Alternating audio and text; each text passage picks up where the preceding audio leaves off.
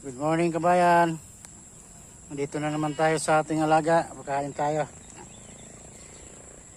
Pagkain niya kabayan ay mais at saka pechay. Kanyang almusal ay mais at saka pechay kabayan. Hanggang tanghalian na yan yung pagkain niya. Ayan po kabayan yung pagkain niya.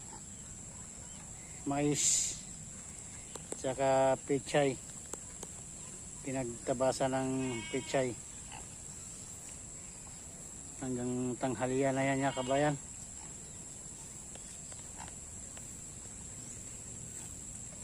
Para tumaba yung ating alaga.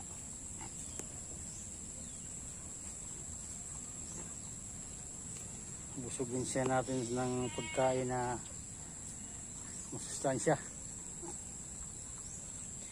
Yung mais nga hindi pa niya ginagalaw eh. Gusto pa niya yung yung pechay. Ayan po kabayan yung ating alaga. Araw-araw natin. Mas masarap pa nga yung kinakain niya kaysa atin. Kaya ako madalang lang din ako kumain ng mais. Sila naman pag kumain talagang maramihan.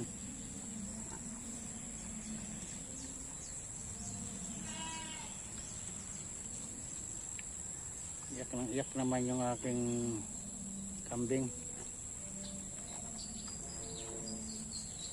Ayan po kabayan yung kapaligiran natin kabayan.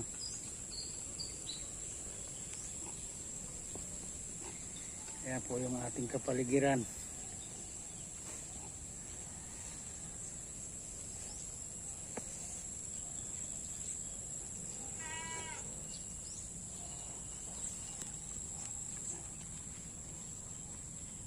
Sana ay tumaba yung ating alaga ng maganda. Sana magustuhan niya lagi yung mga pagkain na binibigay natin kabayan.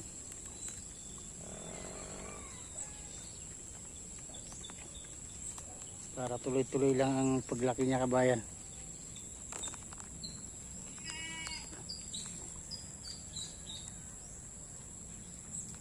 Yan po. Siguro busog na siya talaga.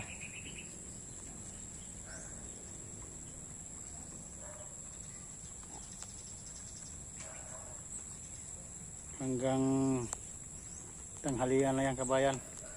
Maraming salamat po sa kabayan. Magandang umaga po ng Huwebes kabayan.